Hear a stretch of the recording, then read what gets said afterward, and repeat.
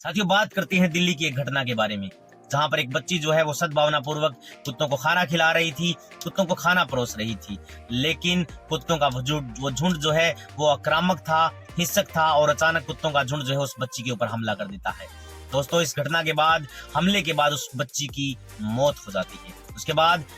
उस बच्ची के पिता जो है वो राहुल कनौजिया वो हाई कोर्ट का रुख करते हैं, हाई कोर्ट का दरवाजा खटखटाते हैं और ये बात करते हैं कि उसके घर से एक जान चली गई, इसलिए वो 50 लाख के मुआवजे की मांग करते हैं। और वो ये बात कहते हैं, राहुल कनौजिया उनके पिता है, राहुल कनौजिया के पिता के जो वकील हैं वो ये बात कहते हैं कि आर्टिकल 21 लाइफ एंड लिबर्टी के अंतर्गत स्टेट का ये कर्तव्य है कि किसी भी व्यक्ति की जान और माल की रक्षा करना ये किसी भी एक स्टेट का कर्तव्य है। तो दोस्तों, इस सारी घटना के बाद हाईकोर्ट टिप्पणी करता है कि हो सकता है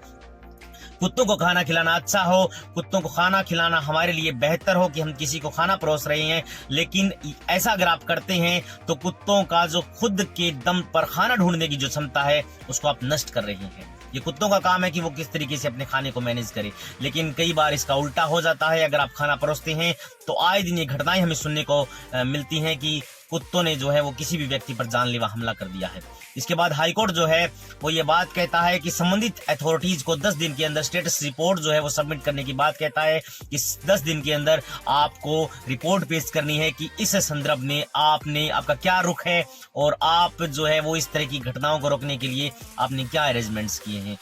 हाई कोर्ट ने दिल्ली पुलिस और दिल्ली सरकार को भी नोटिस इश्यू किया है कि इस मामले में को लेकर के आपका जो है वो रवैया क्या है। दोस्तों, इस बात की घटना को काफी हमें देखने को मिलता है कि इस तरीके की घटनाएं काफी होती हैं। आवारा कुत्ते जो वो अचानक